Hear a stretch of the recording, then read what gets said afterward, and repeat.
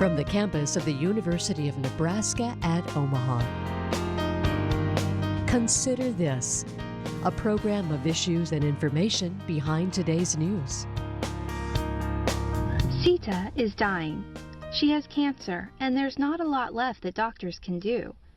They've told her that she only has a few months to live, and Sita is dealing with that news by reaching out to family and friends and making sure that her last few months are filled with life and love. But Sita is also in a lot of pain.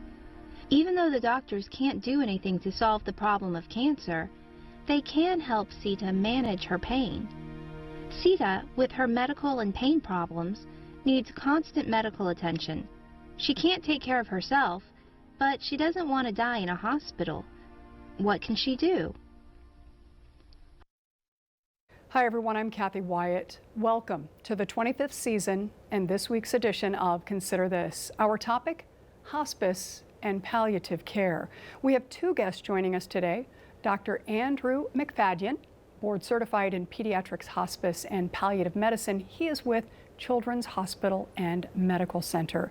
And Marilee Malcom. Marilee is the executive director for the Nebraska Hospice and Palliative Care Association. She joins us via Zoom. Thank you both and welcome. Thank you. Dr. Macfadyen, I want to start with you. What percentage of Americans is prepared and accepting of death?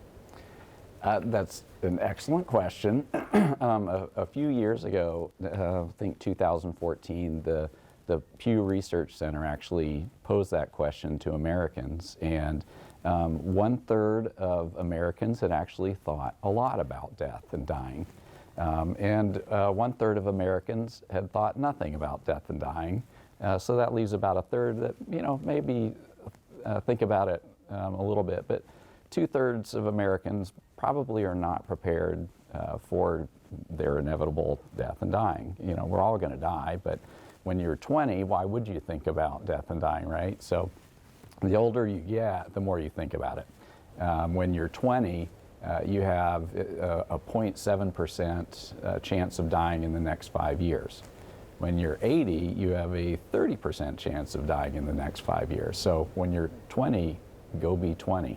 Mm-hmm. Yeah. And so it's not, it's normal to not think about it at that age. And it's normal to think about it as you get older. Well, and if we're not thinking about it, then we're not talking about it, Correct. right? And Correct. So how do you suggest we start a conversation? Yeah, so that really depends on what the circumstances are. So if you're a healthcare provider and say there's a new diagnosis of cancer, like in Sita's case, or say you have another chronic serious illness and there's worsening of that illness, then you present, you want to start the conversation gently. Mm. So you present that information and you present it simply and give them time to process it and think about it. And then after that, you leave the door open and say, what I would say is, when you're ready, we can talk about next steps. Okay. And then leave it up to the person who's going through that. Now, if you're a family member, say, so I have hopefully they're not going to be mad when I call them elderly. I still have to face them, but I have parents that are older, mm-hmm. and so I want to know what they feel about death and dying, and I can either ask them straight out, mm-hmm. And they know I'm a doctor, so they kind of expect that. But if you're not in the medical field, another great way to sort of get the conversation going is use the organ donation option on your driver's license and say, hey, I opted for organ donation because I think that's a great thing to do. What do you feel about it? And then that opens up the opportunity to talk about, well, what else would you like?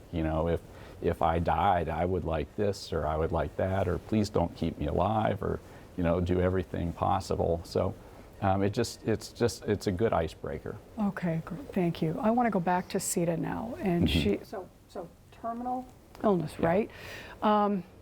Cancer. So paint a picture of what her life is likely to be like in those final few months. Yeah, so a lot depends again on the circumstances. There are some people that can afford to have everything else stop and then they can make the most of that. So, if you're blessed enough to have a lot of family and friends and means, then that is a good situation to be in, and they can reach out and make the most of those last few months. But other people, the bills don't stop. There's still things that have to be done, and so they're in a little bit tougher spot. So they have to balance what they have to do to keep food on the table and keep the medicines coming versus what they want to do. So for Sita, fortunately, I think we live in a time where there are a lot of resources out there to help her make the most of her last few months. Okay, for those people though who aren't aware, they don't have the information, right? You've got this diagnosis, so she's likely to be experiencing pain.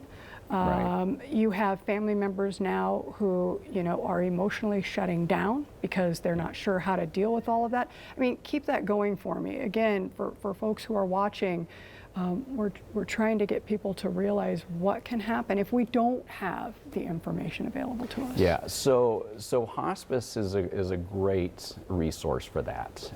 So a lot of people, even the 1/3 of people who have thought a lot about this, they don't probably know what's going to happen until it's time for things to happen, and so they're going to have a lot of questions.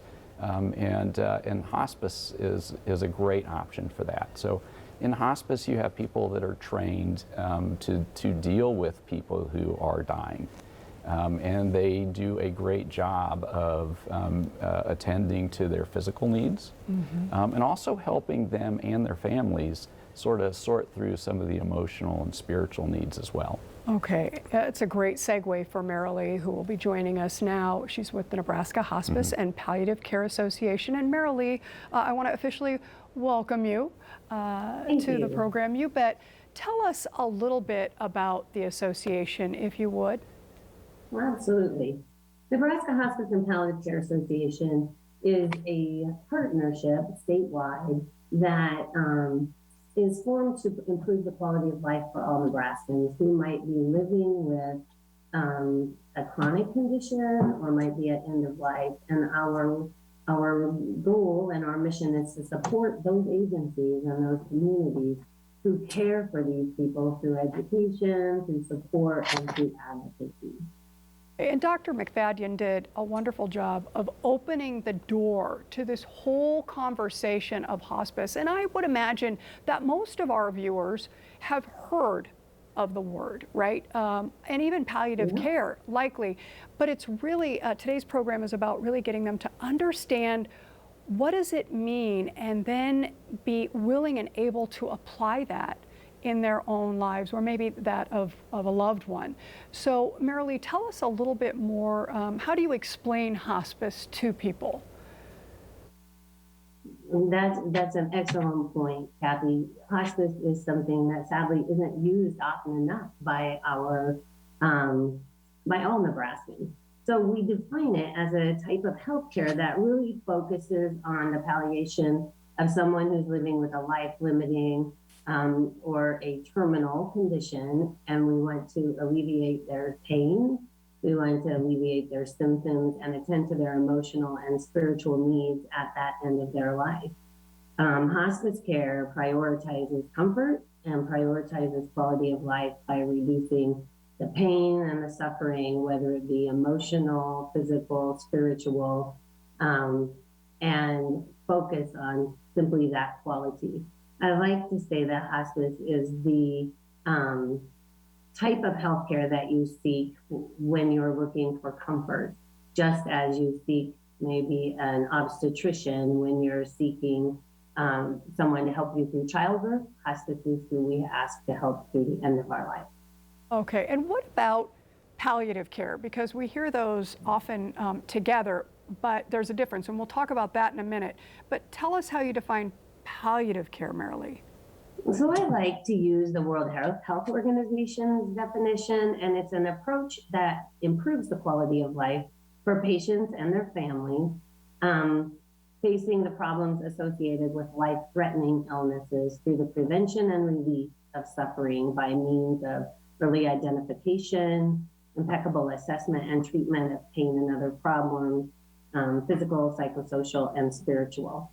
So you can see they really are hand in hand. They go hand in hand. But palliative care could be something that's accessed at the beginning of a diagnosis. So maybe we have a child who has a lifelong condition that's being diagnosed at Children's Hospital. That's a perfect time to get the palliative care team involved to help manage those symptoms and improve their quality of life. Okay. You mentioned differences a little bit, Dr. Macfadyen. I want to ask you,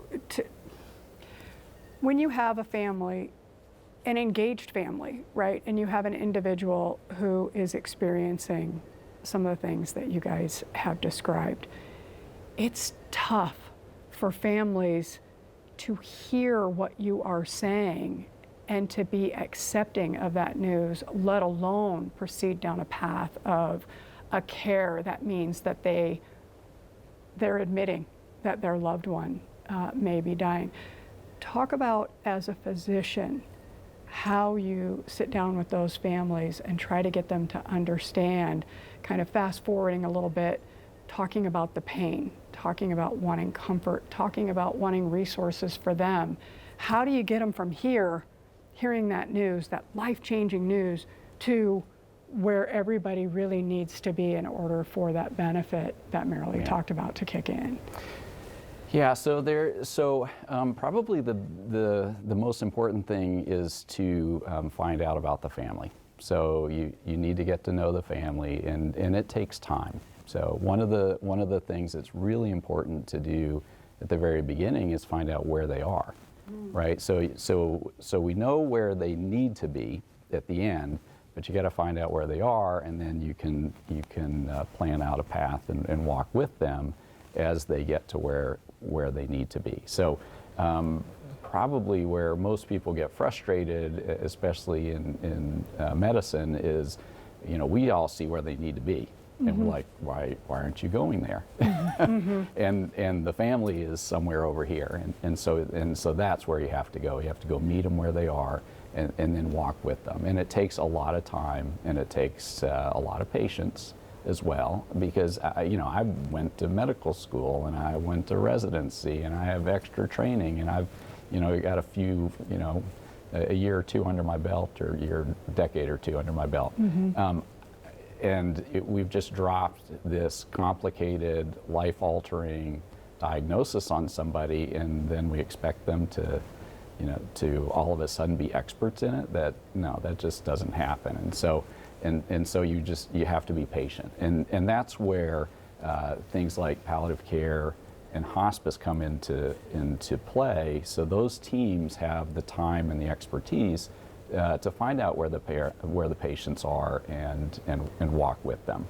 Okay, I think one of the things that would be good to talk about now is eligibility, right? Because families could sense, they can sense when their loved one is declining, but it's that whole idea of, when do I know? How am I sure? When does this care, when is it really supposed to start for my loved one? So can you, doctor, tell us a little bit about eligibility and if it differs between palliative and hospice care? Yeah, so palliative care can come in at any time. And so it can come at the very beginning of the trajectory of illness. And that's one of the advantages of it. So you get a brand new diagnosis, and say Sita had, so that maybe they told her she had a brain tumor and she had 2 years to live. Technically, she probably wouldn't qualify for hospice, but palliative care can step in at that moment and start working on quality of life and start working on goals of care and stuff like that with Sita. For hospice, you technically really need to be within 6 months of the end of your life to to qualify for that. Now there's some wiggle room on that, especially in pediatrics. In pediatrics, a lot of times we have no idea. Okay, we can say whatever we want, and the kid has they have their own ideas altogether. In adults, there's a lot of data that that can apply to things like Alzheimer's disease and heart failure and lung cancer, where when patients meet certain milestones, then they say have a 90% odds of probability of dying within the next 6 months. So there's a lot more data for adults so they can decide if they're eligible for hospice or not. But for palliative care, that can step in at any time, and the families can use it as much as they need to or as little as they need to. Okay, and one of the things I want to make sure viewers understand too is that these cares, right, are provided where the individual calls home. Right. Doctor, talk to us about that, because I think that's really, really important, that this isn't a care that you go somewhere to receive. This is a care that can come to you. Right, and there's actually there are quite a few options with that. So for palliative care, it's really an extra layer of support. So it doesn't supplant your doctor. It doesn't supplant all the specialists. It's just it adds to the support. And again, this is a whole team, an interdisciplinary team that's working on quality of life for the patient and the family. And typically that's done where they live. Now, Nebraska has a lot of rural areas with a lot of small hospitals, and a lot of them don't have a palliative care team. So sometimes, one of the sort of silver linings of COVID is that we're using a lot more telehealth, and people are a lot more accepting of that. And so we've actually used that quite a bit to reach out and keep people from having to travel. So that's been very, very helpful. Most places, however, are covered by hospice, and so even the smaller towns have hospice services that will travel to their home. There also are a couple of other options. There's a hospice house here in town where the home is not a great option, the hospital is not a great option, and so they can go to hospice house and be cared for by some awesome professionals that'll treat them with a lot of respect and dignity. And just to make sure, clarify here, if they go to a place like hospice house, they're still going to pay for the room and board. It's the hospice piece that is covered. Right. Right. Well, yeah. And so whenever that happens, rather than hearing it from me, who does not get involved in any of the billing or anything like that, I would talk to the hospice, the hospice service, and find out what is covered and what's not. My understanding is Medicare covers a lot of that. I think Medicare A and B both cover it. I'm not sure about C doesn't have to, but I'm a pediatrician, so I'll leave that one to the experts. Well, this would be a good question for Marilee too, because I do want to ask about cost. Anytime you talk about any type of care, people I think are open to it, but then one of the first thing that comes to mind is how much is that going to cost me? So Marilee, talk to us a little bit about the cost of palliative and hospice care. Okay, so the cost of hospice care is in your Part A Medicare benefit. So all of the years that you worked and you paid into your Social Security and your Medicare benefit, you paid for hospice Part A, which covers hospice. And you are right, Cathy, it does not cover room and board unless you're at the level of care for respite for 5 days or for continuous care or general inpatient care. But routine hospice does not cover room and board. You can receive hospice in a nursing home, you can receive it in an assisted living, you can receive it in a hospice house, but those room and board fees are usually something that the family or maybe they have a long-term care insurance takes care of. So hospice, routine hospice is covered by Medicare Part A, and it includes any medications that you need for your life-limiting illness.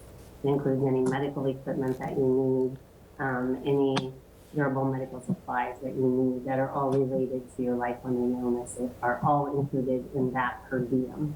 So that cost is covered by Medicare. In Nebraska, Medicaid also covers hospice. So Medicaid pays the same pay scale, and hospice is covered by the day by Medicare and Medicaid. So it's somewhere, depending on where you live, it's based on what CMS calls, or Medicare calls, the wage index. And so there's a component that is put into it depending on where you live. So Nebraska maybe gets paid a little bit less than maybe Denver, who's paid less than Los Angeles, who might be paid less than New York City. But basically, it's somewhere around $150 to $300 a day, depending on where you live. That includes the medications that you need, durable medical equipment, wheelchair, hospital bed, any kind of oxygen and those kinds of things that are related to your life-limiting illness, as well as your medications. Okay, Marilee, I'd like to ask you, and you've touched on it, but the benefits to the individual and the family when receiving either hospice, palliative care. Talk about that a little bit. You've gotten this diagnosis, you've been open to this idea, and now you're receiving that care. What does that really mean for the individual and the family? Well, first of all, it's a ton of support for both of you, as far as there's an interdisciplinary team that comes in and helps take care of you. So that can include an aide, a social worker, a chaplain, a volunteer, and a registered nurse, as well as your physician who's managing your care and the hospice medical director. And their goal is to make sure that every single day is the very best that it can be by managing your pain, your physical symptoms, and then addressing the other things that weigh on your heart. Things like, will I have enough help to take care of me? Who can help me if my family can't take care of me? Social workers have tons of resources for the community as far as higher level of care. What happens when I can't go to church? Who can take care of me? The chaplain can help you with that. They make visits to your home. They'll bring communion to your home. They are there to provide the level of support that you're comfortable with. And the very best part is you get to design the plan of care. The patient and their family get to sit down with the hospice team and say, these are the things that I want to have included in my plan of care, and these are the things I don't. Hospice will provide an aide who will come in and help with the basic needs that you have daily, whether you need help bathing, personal care. Maybe you don't need any help in the beginning of your disease trajectory and your hospice stay, but then maybe 6 weeks down the road, it's getting more difficult for you to get in and out of the shower. That's when you ask the hospice aide, then we add them to the plan of care. So there's tons of support for you and your family. The support goes on, Cathy, for the family, even after the death of their loved one. And I've found this to be something that's really valued by patients and families, that the hospice team will support them through bereavement support and grief support. And the Medicare expectation is that you support them through mailings, phone calls, visits for 13 months after the death of their loved one. And so not only are they there to support you throughout this hospice journey, but then after the death of their loved one. Okay, Marilee, we have 2 minutes remaining here. The million-dollar question, right? How do you find the right organization for you? Because there are many hospice organizations out there doing great stuff, right? But it's all about the right fit for the individual and the family. So I'm told that I should look for hospice. What do I do next? You can go to www.anyhospice.org, and they will, and we have a search tool that will tell you who's licensed for your county. So whatever hospices are licensed for your county, then I would call, make an appointment. They will come to your place and interview them, ask them what they can provide for your loved one, and compare notes. You're also welcome to call me at Nebraska Hospice and Palliative Care Association, and I'll be happy to walk you through that process. Yeah, I was going to say, because half the battle for some people is just knowing what questions to ask, right? And again, Yes. they've just received a diagnosis, so they are emotionally checked out. So it's a matter Yes. of just trying to figure out, what am I supposed to ask, right? Yep, and I have a pamphlet I can send out to them with those questions. That would be helpful for them to interview a hospice. And we'll walk them through that piece too. Most agencies do have something to give the family to hold on to that says, this is what we provide. These are the questions that you might want to ask, and those kinds of things. So just asking for help is the first step. Okay, thank you. Talking with Marilee, Malcom, and Dr. Macfadyen today about hospice and palliative care. We have a graphic that we want to put up for our viewers. And as we're putting this up, this is the month for these two types of care. Medicare.gov, anyhospice.org, and children'somaha.org. I want to thank you both so much for joining us. I want to thank our students who are working so hard behind the scenes, and of course, to everybody who's watching. As we close, a look at Halleck Park in Papillion is seen through the lens of John Stanton, a sophomore here at UNO.